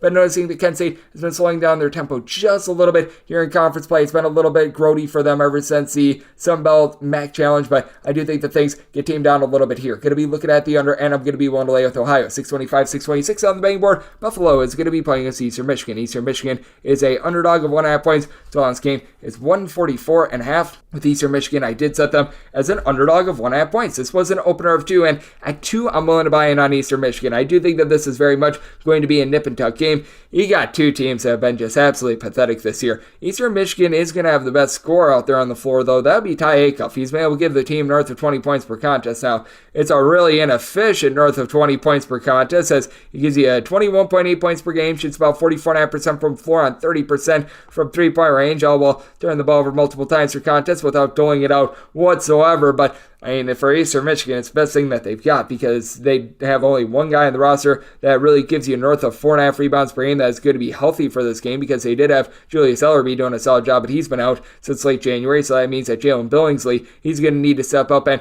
to the credit of Billingsley, he's actually been halfway decent recently. He has been able to supply this team with 6+ rebounds in 3 of the last 4 games, and for Buffalo, that is their main forte. You do have someone in Cy Chapman who's able to give you about 18 points, 6 boards, and Janavius Smith about 8.5 points, 8.5 rebounds per game, and for Smith, he shoots 40% from 3. The big issue is their top 5 scorers, he is the only one that shoots above 26% from 3, and he is scorer number 5 on that list. You've got Anquan Bolden Jr. has been able to give about 6.5 points. He shoots at a decent clip of about 35% from 3-point range, but Buffalo, they turn the ball over 14.5 times per contest. They shoot 26% from 3-point range. Last time these two teams met, that was in late January. Eastern Michigan was able to get it done by kind of 75-65, and in that game, Ty Acuff, guess what? He was the best player in that game. He was able to supply 19 points. I do think that Acuff going to be that top scorer once again. They've been able to get a little bit of something as well out of Orlando Lovejoy, who's averaging about 10.5 points per contest. Had 10 points the first time around, but now he's been dealing with a little bit of an injury as well. So I think that's going to be a rough day for both of these offenses. As a result, I did set my total 141.5 here at the 144.5. Looking under, and at anything of 2 or greater, going to be looking at the points with Eastern Michigan. 627, 628 on the betting board. Florida State, they play as Boston College, and Boston College is a underdog of 4 points. So on this game, between 152 to 152.5 for the Boston College. I did set them as a underdog of 5 points. Here at the 4, I'm going to be one to lay with Florida State. Now, Florida State, not the same rebound rate team that we've seen in past years. Typically, this team has a whole bunch of size. They've got a whole bunch of athletes that just absolutely get after it. This season, they've got Jameer Watkins having to do it all. About 5.5 rebounds, 14.5 points per game. He is the only guy in the roster that gives you north of 5 rebounds per game. Part of that is due to the fact that you've had guys like Cameron Fletcher being out of the fold for the team, and you just have gotten a big giant nothing burger out of some of the transfers. Josh Uckelberry is only given 3 points per contest. Primo Spears, so he gives you about 10 points or 2 assists per game.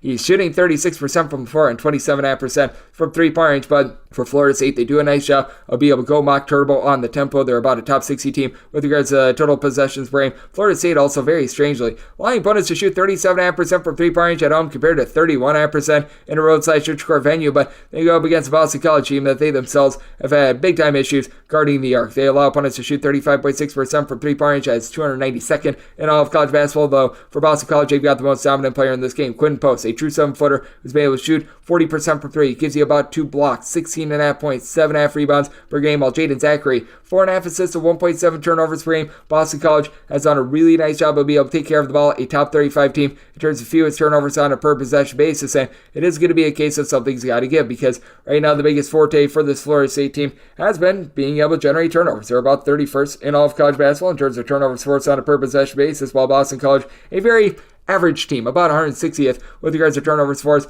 on a per possession basis. You've been able to have Devin McLaughlin be able to give you about 6 rebounds per game, and the ancillary pieces like Claude Harris have been relatively solid for this Boston College team on offense, but this is a Boston College offense as well that they do take a little bit of a fall off when they are away from home. Credit where credit is due for them not turning the ball over a whole heck of a lot, but in terms of points scored on a per possession basis, hasn't necessarily yielded the world's greatest results. They're about 78th in all of college basketball with that regard, and this is a Florida State team that they're about 181st with this regard, but I do think that they are going to find some nice holes against a Boston College defense that's really been giving it up from three-point range. Boston College just in bad form in general with regards to their defense. Haven't given up at least 75 points in 4 of their last 5 games. You've got a Florida State team that they really do hit the turbo as well. Haven't scored at least 75 in 3 out of their last 5 games. Last time these two teams played, landed 63-62 on a day where both teams shot below 30% from three-point range. I do think that things are going to be cranked up a little bit more here, but first time around, Florida State forced Boston College into 15 turnovers. I do think that they're going to be able to force this Boston College team into more turnovers this time around as well, which is why I do think that Florida State gets it done for a second time. I set Florida State as a 5-point favorite. I'm going to be willing to lay the number in. Did set my total 151, even though I do think that the scoring is going to be a little bit more warm in this game, because I do think Boston College turns the ball over more than normal. It does lead to an under. So look at under and look at a lay it with Florida State. 629, 630 on the betting board. You've got NC State playing us to Syracuse. Syracuse is an underdog of 5 points. Your total on this game is 149.5 to 151, and we're between 4.5 and 5.5 points on this one. So been seeing a little bit of movement, and maybe my number 6. So up to a 5.5, I'm going to be willing to lay with NC State. NC State has been very good at taking care of the ball. Top 10 team in all of college basketball in terms of turnovers on a per possession basis, going up against the Syracuse team that has done a nice job of being able to rip the ball away. Syracuse,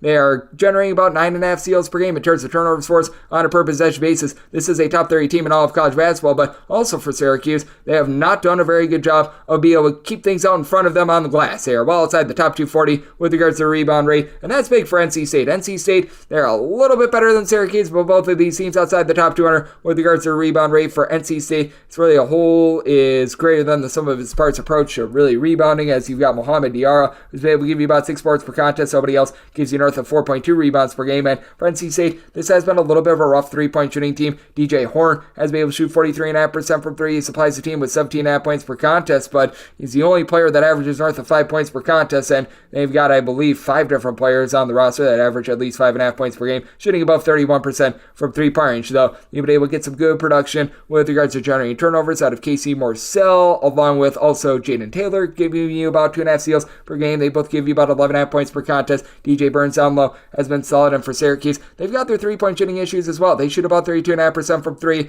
They do a relatively okay job of taking care of the ball. 11.5 turnovers per game. Judah Mintz, JJ Starlin, these two guys, they've been able to combine for about 32 points per contest with both of these guys, though. They combine to shoot about 31.5% from 3-point range. Syracuse, very touch and go with regards to their offense, and when you take a look at the Syracuse team defensively, in terms of points allowed on a per possession basis, they're up to about 156 in all of college basketball, despite the fact that they've been relatively okay at being able to guard the arc. The Syracuse team, in terms of opponent's 3-point shooting percentage, they're allowing you to shoot about 34% from 3. It's about 190th in all of college basketball. For NC State, they've had their ups and downs with regards to being able to guard the arc as well. They're right around 200, so both of these teams on par with one another, but NC State has been better at home, allowing opponents to shoot just 31.5% from distance, and with Syracuse being a relatively shaky road team all season long, I do think that allows NC State to be able to get it done, and we have really seen the Syracuse team just starting to bleed points in general, and when you do have a differential of about 5 to 6 points with a minute remaining, you know what that means. A lot of trips to the free throw line. For Syracuse, they've now allowed at least 77 points in 4 out of their last 5 games, and for NC State, they've gotten the offense going with at least 74 points in 4 out of their last 5, so I did set my total 152. I'm going to be looking at the over, and with NC State, made them a 6-point favorite, want to lay up to 5.5 with them. 631, 632 on the betting board. Northern Illinois plays us to Ball State. Ball State is a underdog of a point. Total on this game between 145.5 and 146. I made Northern Illinois the 2-point underdog. I'm going to be looking at Ball State outright on the money line. This Ball State bunch certainly does have its warts, but I do think that they're going to be able to play a little bit of better defense here than Northern Illinois. Northern Illinois well outside the top 300 in terms of points allowed on a per possession basis. This Northern Illinois team is, to their credit, going to have the best scorer in this game, as David Coit has been able to supply about 19 to 19.5 points per contest, and Xavier Amos has also been able to give you about 5 boards, 14 points per contest, so love what I'm seeing out of him. But for Northern Illinois, just been all sorts of bad on defense, 339th in the country in terms of points allowed on a per possession basis, and specifically at home, they're only giving up 1.2 points fewer per 100 possessions there, rather than in a road/neutral court venue. And if you just look at all teams with regards to their home numbers, bottom 20 team for Northern Illinois in terms of points allowed on a per possession basis, certainly this Ball State team leaves a lot to be desired, as well as they're clocking in 261st in terms of points allowed per possession. But I do think that with having Jalen Anderson in the backcourt, who's able to give you about 4 assists, he's done a nice job supplying this team with a double-figure amount of points. And Bashir Jihad, I do think, is going to be the best overall player in this game.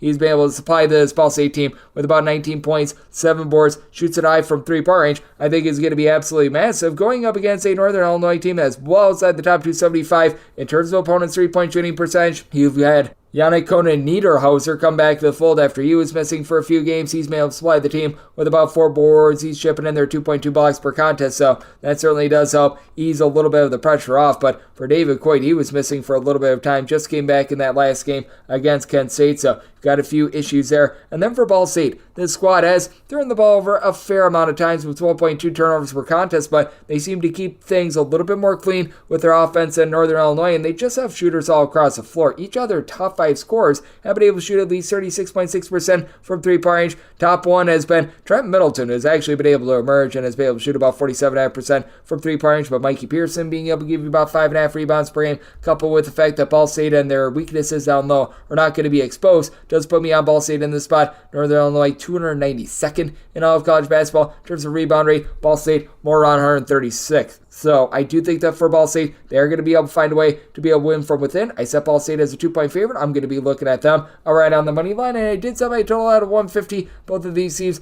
have been rough, both offensively and defensively, but I do think that both of these tough defenses, they're going to be giving up plenty of points here, as both of these teams enter having given up at least 80 points in the case of Ball State in 3 of their last 5 games, and in the case of Northern Illinois, they've given up 75 plus in 2 of their last 3. So looking at the over and looking at Ball State on the money line, 633, 634 on the betting board. It is UConn hitting the road face-off against Creighton. Creighton, an underdog at home of between 2.5 and 3 points. So on this game, you're going to be getting it at a 144.5 to a 145.5. I did say UConn as a 2-point favorite. Now, I'm not going to be willing to take Creighton outright on the money line, but here at the 3, I'm going to be willing to take those points. It's a UConn squad that has without question been absolutely dominant, a top 10 team in the country in terms of points scored on a per possession basis, a top 20 team in regards to points allowed on a per possession basis. Giant of the earth, Jonathan Klingen, I do think that he's going to be able to control this game down low, but I do think that Creighton is going to be able to hold in there. You've got 3 guys for Creighton that do a tremendous job of being able to crash the glass in Baylor Shireman, Ryan Kalkbrenner, along Trey Alexander. These 3 guys, they combine to be able to give you about 21.5 rebounds per game. Shireman shooting 37% from 3-point range. Kalkbrenner is able to give you 2.5 blocks per contest, and the ancillary pieces are starting to step up. And Mason Miller, Fran Farabello, both shooting north of 40% from 3. And I was mentioning this with Jim Root. Steve Ashworth, him being able to emerge, I think is just absolutely massive for this Creighton team. He's now been able to score at least 12 points in each of the team's last 7 games, and that was that missing element for this bunch. And for Steve Ashworth, he does from time to time have his turnover issues, and he's been turning it over a little bit more since he's become a little bit more of a scorer, but I do like the way that he's been able to step things up. He's been able to give this team a little bit more pop on offense. For Creighton, they're not going to run anything exotic. They're going to let you be able to get your shots. As a matter of fact, for Creighton, they're a bottom 20 team in all of college basketball in terms of turnovers forced on a per possession basis, but they do a nice job of not giving up the arc. For Creighton, they're allowing opponents to shoot from 3-point range right in that neighborhood of about 32.8%. That lowers to about 31.5% when they're at home. Now, to the credit of UConn, they've been able to do so many things tremendous on defense, but they do find themselves a little bit vulnerable when it comes to the arc away from home, allowing opponents to shoot about 34.2% there, though you do have Tristan Newton along with also Cam Spencer, who have both been able to combine for about 30 points per contest. Newton, he's a triple-double waiting to happen, 7 boards, 6 assists. Doesn't shoot a ball from 3. Spencer does shoot 44.5% from the outside with about 3.5 assists, 1.5 steals per contest, but I do think that for UConn, even though Alex Karaban has really good versatility, even though you've got a UConn team that's absolutely able to maul you, I do think that Creighton, with their unique style, they're going to do a nice job of being able to hold in this game. It's a Creighton team that they were really missing their fastball on offense throughout much of, shall we say, non-conference play into conference play, but they've been able to pick it up now, having scored at least 78 points in each of their last 5 games. So this is a circumstance where I did set my total at 144. I do think the UConn going to be able to slow this game down. Creighton well outside the top 250 with regards to total possessions per game as well. But with Creighton, I do think that they hold in there on their home floor. Won't take anything north of a deuce. Here with Creighton, set my total 144 as well. So also looking at the under. 635, 636 on the betting board. Wisconsin plays us to Maryland. Maryland is a underdog of between 6.5 and 7.5 points. So on this game, it is between 130 and 130.5. I just can't get behind this Wisconsin squad. I did set my line at a 6. So here at the 7 to 7.5 that I'm seeing with Maryland, I'm going to be willing to take those points with Maryland. The squad does take quite a bit of a drop-off with their offense when they're away from home. They're scoring more than 14 points fewer per 100 possessions when they're in a road/score venue rather than at home. But they get to face off against a Wisconsin unit that is 157th in all of college basketball in terms of points allowed on a per-possession basis. And for Maryland, this team has really been able to do a nice job traveling with their defense. They're 17th overall in terms of points allowed on a per-possession basis. And Jameer Young, I do think, is going to be the top player in this game. He's been able to give this Maryland bunch 21 points, 5 boards, 4 assists, shoots in the mid-30s from 3-point range. Now, Maryland has not been a good 3-point shooting team all season long, shooting below 30% from the outside, but perhaps Wisconsin and their, shall we say, subpar 3-point shooting defense is going to help unearth a little bit of that untapped potential. Wisconsin 326th in the country with regards to opponent's 3-point shooting percentage. Wisconsin's been able to do a solid job on the glass. Tyler Wall, Stephen Krull, they've been able to combine for 13 rebounds per game. It's a top 50 team with regards to rebound rate, and Krull still shooting about 45.9% from 3-point range, but it's been rough for this Wisconsin team recently. John Blackwell has sort of been in and out of the fold, and when he's been in, he's been a bit, shall we say, limited, shooting about 46.5% from 3-point range as far this season. And then AJ Storr, he's able to give you about 16.5 points per game, but last season at St. John's, he was shooting north of 40% from 3-point range. That has gone down to about 31% from distance this season, and I do think that for Wisconsin, even though they do get a nice bump from being at home with regards to their 3-point shooting, I do think that Maryland is going to be able to do a nice job of doing what they've done all season long. Run teams off the line, because for Maryland, they do allow you to shoot north of 33% from 3-point range, but if you look at the actual 3-point rate, that's merely the percentage of shots that an opponent is able to take from 3-point range. Maryland has done a tremendous job of being able to limit those opportunities, 14th in the country in terms of percentage of opponent shots that do come from 3. I do think that that will keep Maryland very lively in this game, though. I do like this total over. I recognize that Maryland has not been great with regards to their offense, but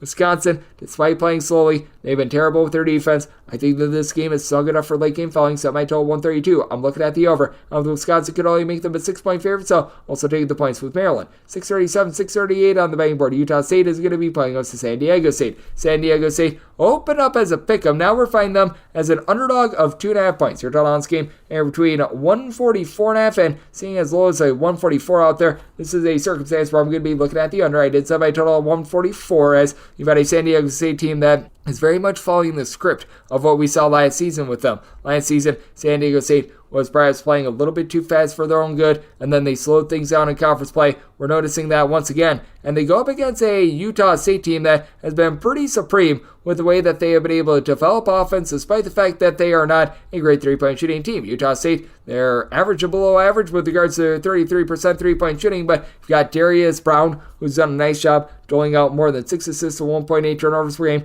Grado Sabor, he has been great, 15 points, 9 boards. I love what he's able to bring to the table for a Utah State team that is a top 75 team with regards to rebound rate, but Jaden Ledee, I think, is going to be able to do a solid job on him. He's able to give the San Diego State team 16 plus points, 8 plus rebounds per game. We saw the San Diego State team just completely punk Utah State a few weeks ago, and Well, I do think that having to go to Logan, that is a very tough road trip. I do think that San Diego State is going to be able to hold in this game. You've got a Utah State team that has Ian Martinez shooting well from three with north of 12 points per contest, but San Diego State, I think with Reese Sticks and Waters now shooting 41% per distance, 11 points per contest, they're going to be able to match that element, and both of these teams, I think, are going to be able to take away each other's game from the outside. With Utah State, in terms of opponents' three-point shooting percentage, they are number 6 in all of college basketball. San Diego State, they are number 18 in all of college basketball. And I do think that with both of these teams having dominant big men down low, that these teams are almost sort of clones of each other. But I do think that San Diego State is a little bit further along with regards to this. Now, I do think that Utah State gets their ultimate revenge and is able to win it outright. But I think that this is going to be a very tight nip and tuck game, which is why I did set my line at 2. Here at a 2.5, I'm going to be looking at San Diego State, and at a 144 or less, as I do anticipate some late game fouling, going to be taking a look at this total under. 639, 640 on the betting board. TCU, they hit the road. They're facing off against Texas Tech. Texas Tech does find themselves a favorite of 5 to 5.5 points. Total on this game is anywhere between 147.5 to 149, and circumstance where I set Texas Tech as a 4.5 point favorite, so here at 5+, going to be willing to take the points with TCU.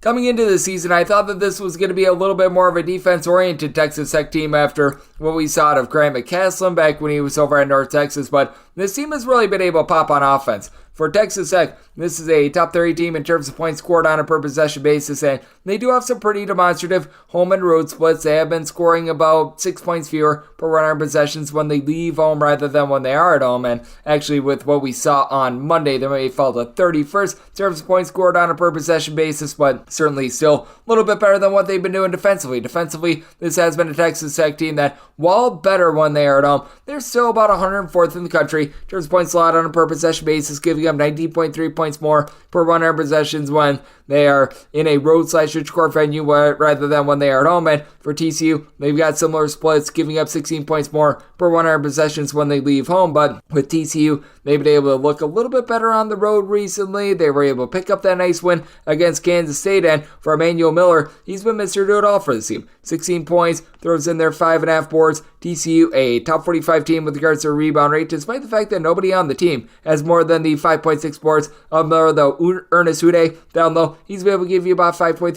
rebounds for a TCU team that's now shooting about 36% from 3. I feel like this is built a little bit on sand. Meanwhile, you've got a Texas Tech team that has been even better from 3-point range here, shooting his collective about 37% from the outside, all while turning the ball over only about 10.8 times per contest. Joe Toussaint, Pops Isaacs, they've been able to combine for about 29 points per contest, 2 steals, 8 assists between the two of them, but for Texas Tech, I do fear that they're going to have a little bit of a tough time against a TCU team that has been able to do a really good job of being able to guard the arc. Meanwhile, the Texas Tech team, they have left themselves open to giving up quite a few threes. For Texas Tech, in terms of opponents' 3-point shooting percentage, they're about 131st in all of college basketball. Allowing opponents to only shoot about 30% from 3 at home. This balloons at 37.8% away from home, but TCU pretty consistent. 32% at home, 32.3% away from home. I do think that defense, coupled with the fact that they've got a little bit of better rebound rate on the side of TCU, despite the fact that Texas Tech, they do have Warren Washington, 7-footer, that's able to give you about 7 rebounds per game. And Darren Williams has been very efficient. He's been able to give the team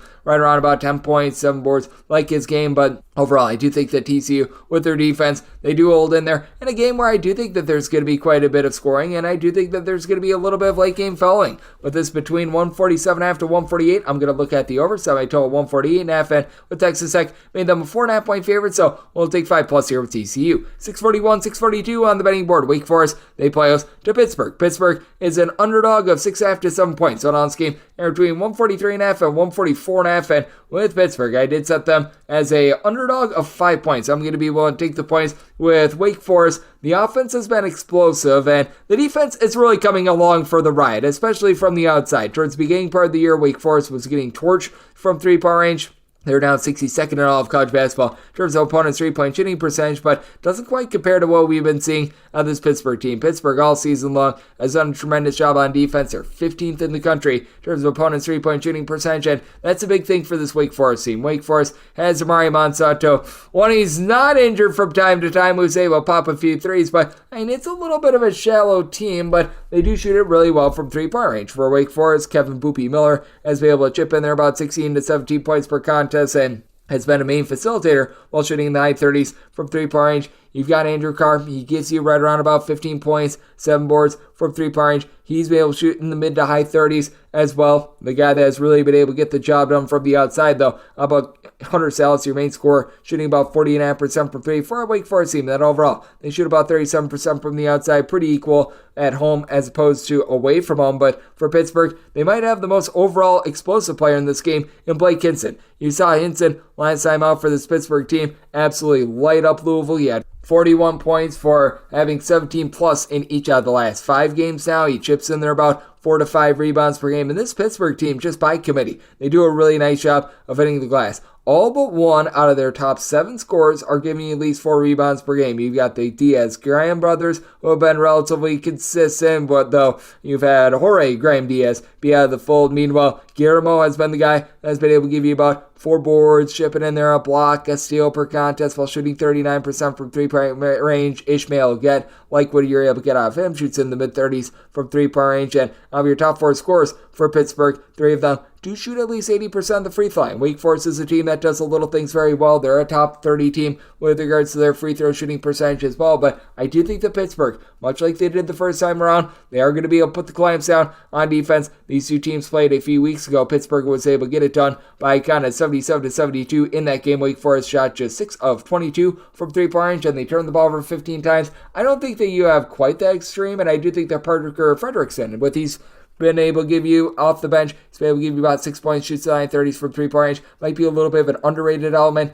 in this one, but certainly I do think that Pittsburgh going to be able to play some relatively solid defense here. I do, though, think that unlike the first time around, we might be seeing a little bit more late game fouling, and even with Wake Forest being cold the first time around, you got 149 points up on the board. So I do think that this total is one a little bit too low. So if I total 145, I'm going to be looking at the over, and with Wake Forest going to make them a 5-point favorite, going to be willing to take anything north of 5 with Pittsburgh along with that over. 643, 644 on the card. It is Baylor in the road face-off against BYU. BYU between a 3.5 to a 4-point favorite. And your total on this game is there between 155 and 156.5. It's opened up at 1. We have really seen a big line move here. And at 1, the opener with BYU, I thought that you had relatively solid value. Now that you've gotten past 3, I'm going to be looking at Baylor. I did set Baylor as an underdog of 2.5 points. I do think that having to travel across multiple time zones is going to be hurting this Baylor team quite a bit. And for Baylor, they just have not been the same 3-point shooting team in conference rather than out of conference. Out of conference, the team was shooting north of 41% from distance. I know that Jim Root was talking about Langston Love, him dealing with a little bit of an injury, and that's big because he's been shooting about 49.3% from 3-point range. And if you do get Love in this one, it's probably not going to be full-on Love. This is not going to be Valentine's Day. It certainly will not. I can bank on that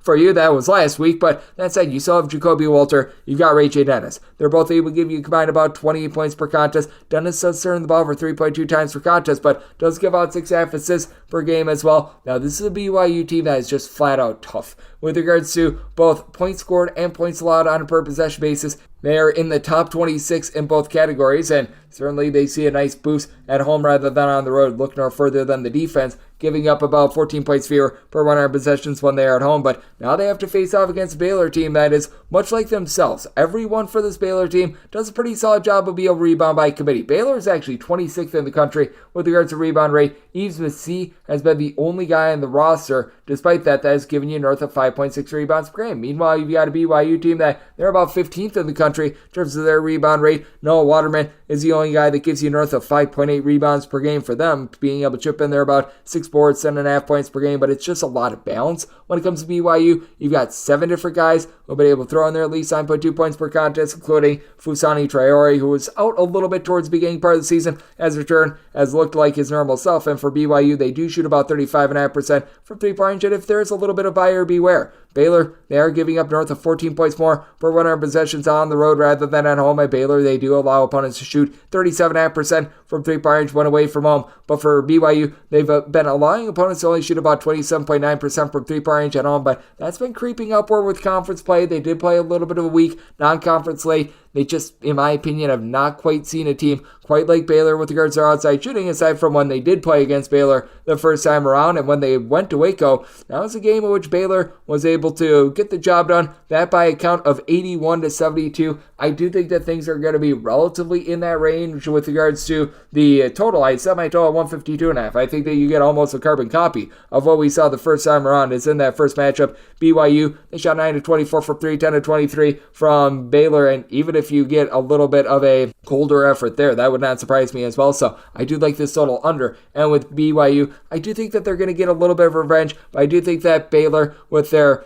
just overall collectiveness, doing a solid job on the glass, them doing a nice job not turning the ball over, it's going to be able to keep them lively, going to be willing to take north of 3 here with Baylor, and I'm going to be taking a look at this total under. 645, 646 on the betting board. Boise State plays us to San Jose State. Old San Jose State is a 15-15.5 point underdog. Your total on this game is 141.5 with San Jose State. I did set them as an underdog of 14 points. Going to be willing to take the north of 15 here with Boise State. This team has been absolutely tremendous on the defensive side of things. A top 75 team in terms of points allowed on a per possession basis, and San Jose State has really been able to do a good job with their main starting five, being able to shoot from 3-point range, and Boise State, they are going to be able to shut that down. 21st in the country with regards to opponents' 3-point shooting percentage, but I still do think that this has went too far. If you do have fear with San Jose State, defense has not been their calling card this year. They're well outside the top 250 in terms of points allowed on a per possession basis. They are 355th in the country with regards to opponents' 3-point shooting percentage, and Chibukuso Egbo for Boise State, he's been able to shoot well north of 40%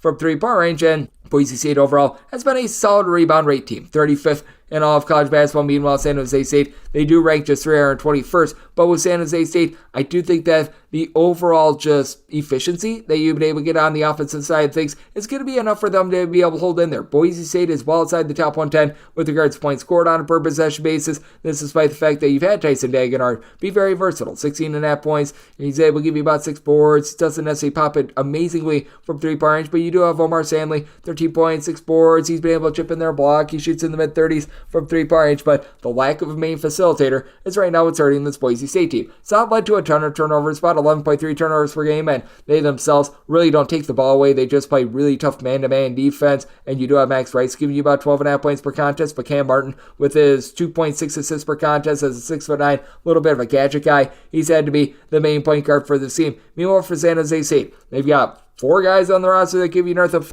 5 points per game, but they're all pretty sinking good. Turbek Groner along with Trey Anderson combined for about 23.5 points per contest. Anderson, your top 3-point shooter at 40.9% from distance. Meanwhile, Alvaro Cardenas, 5.5 assists, 13.5 points per game. And Myron Amy Jr. has been able to give you about 15.5 points, 4.8 rebounds per game. I was alluding to San Jose State and how just frankly bad they have been on defense. The one thing that they have going for them is that they've actually been a better road team than they have been a home team. I'm not sure how and I'm not sure why, but with San Jose State, this team is giving up on a per possession basis right around about 3.2 points fewer per 100 possessions when they're away from home rather than when they are at home. And this Boise State team, while they do a nice job in terms of being able to body you up with regards to the overall shooting percentage, you're not going to put a lot of pressure on you in terms of turnovers. I think that allows San Jose State to roam freely, be able to knock down a few shots, and hold in this game. I set my line at 14, so going to be willing to take the 15 plus here with San Jose State, and I did set my total at 144. This San Jose State team is playing quite a bit faster than they have in past seasons. It's a San Jose State team that has given up fewer than 70 points in 3 of their last 4 games, but I take that with a little bit more of a grain of salt. That came against Air Force. They had a nice performance against Colorado State, but also Fresno State. Prior to that, they had a nice binge where they given up 75 plus points in the previous 4 games. I think that we're going to see that resort a little bit, and credit where credit is due for this Boise State team. They've actually gotten past the 86-point plateau in 3 of their last 5 games. So going to be taking a look at the over and the points with San Jose State. 647, 648 on the betting board. San Francisco is on the road facing off against St. Mary's. St. Mary's is in favorite of 7 to 8 points at home. Total on this game between 132 and 133. I said St. Mary's is an 8.5 point favorite. I'm going to be willing to lay this number. With San Francisco, it does feel like they're just a very top-heavy team with the way that they control the glass. And San Francisco has been a top 40 team in all of college basketball in terms of their rebound rate. That said, Jonathan Mogbo is the only guy on the roster that gives you north of 4 boards per contest, and I mean, he has been tremendous. 15.2 points, 7.5 boards. He's able to give you a block, a steal. I mean, he is doing a little bit of everything, but I do feel like this team needs to be a little bit more well-rounded. You could use a bit more down low out of Endito Newberry, who's been able to do a nice job with about 9.5 points, shoots 43.5% for 3, and San Francisco, overall, a pretty well-rounded team. They're a top 30 team in terms of points allowed on a per possession basis. While their offense doesn't quite match up with that defense, it's actually been a little bit more consistent than that of St. Mary's all season long. San Francisco 40th in the country in terms of points scored on a per possession basis, but they do see a drop-off of about 13.4 points fewer per 100 possessions when they leave home rather than when they are at home, and the St. Mary's team, they're just on a different level when they are at home. The St. Mary's team is averaging about 13.2 points more per 100 possessions at home rather than in a roadside shooter venue, and St. Mary's is now number 2 in terms of points allowed per possession. This team is a top 5 team in all of college basketball in terms of percentage of missed shots that do not get rebounded by their opponents. They do not allow for second chances. Mitchell Saxon, Joshua Jefferson, they're combining for 14 rebounds, 21 points per game. Ada Mahaney has been that nice go-to scorer, shooting 35% for 3, 14 points per game. And St. Mary's does not commit dumb mistakes. They only turn the ball over about 10 times per contest. Going up against the San Francisco team, they are turning the ball over 12 times per contest. You have Marcus Williams, who's able to give you 13.5 points, shoots in the mid-30s from three-point range. Mongolian Mike is all sorts of versatile, shooting about 36% from three-point range, but his St. Mary's team at home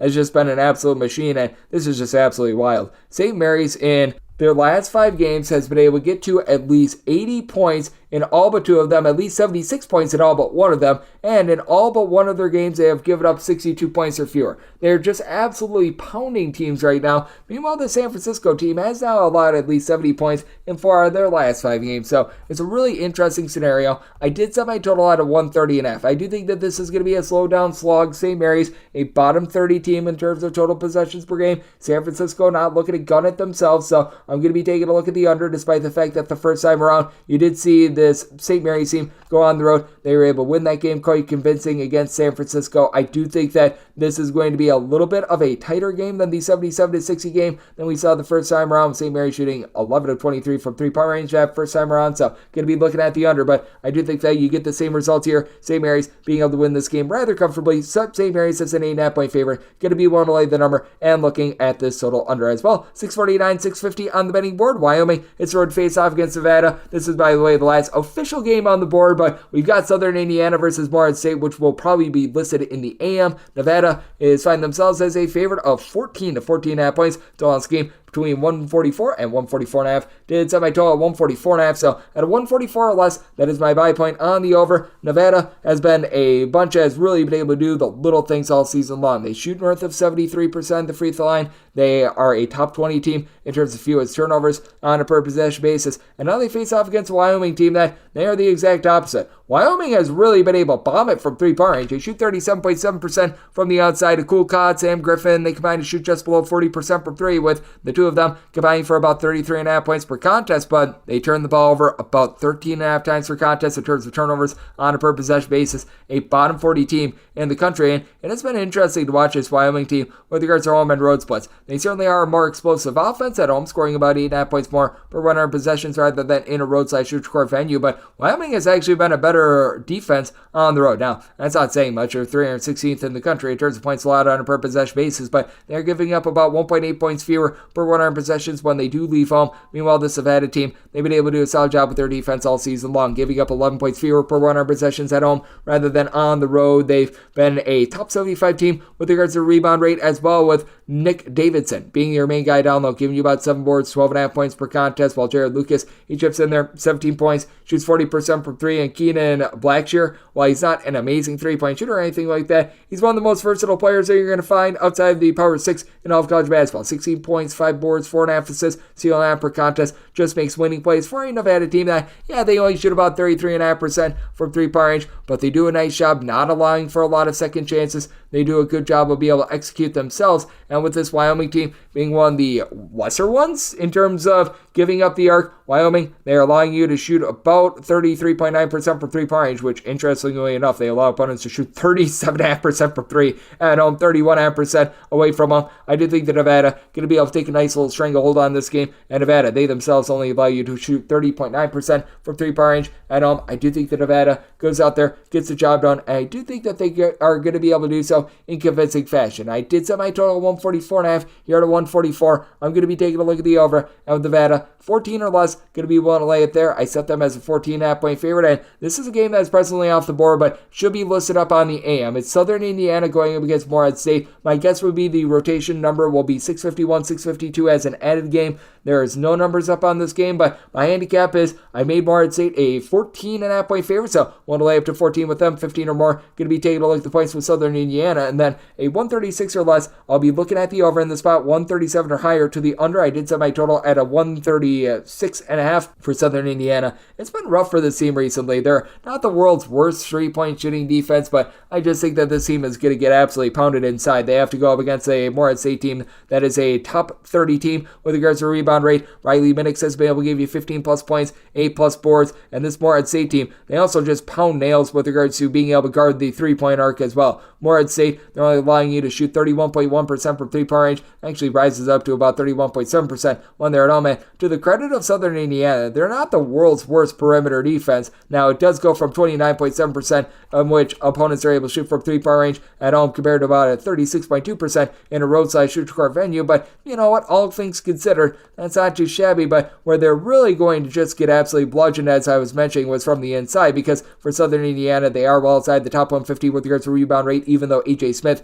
has been able to give you about 9 or so rebounds per game. But now you have to go up against a Morehead State team that just has all sorts of versatility, like a Khalil Thomas, who's able to give you about 10 points, 6 boards, shoots in the high 30s from 3-point range. Morehead State still has a little bit of a turnover issue. You've seen that in past years, but they've been able to do a nice job of being able to rectify that with Drew Thelwell being able to give you about 6.5 assists to about 2.4 turnovers per game. And last year, Southern Indiana was a really good team at being able to just launch from 3-point range. This season, other than Jack Melky, who's been able to shoot north of 40% per 3 and chips in there about 9 points per contest, you just don't have that. Melky is the only their top 8 scorers that is currently shooting above 32% from 3-point range. Jeremiah Hernandez has been able to give you about 16.5 points, 7.5 per contest, but this is just not the same Southern Indiana team that we've seen in past years. And for Southern Indiana, they've now given up 77 plus points in 4 of their last 5 games. Meanwhile, they themselves have scored 71 or fewer in 3 of their last 4. It's been a rough go of it for Morehead State, having lost 2 straight games, but overall the defense has still been there for them. They did give up 88 points in their last game against UT Martin, but that's one of the most up-tempo teams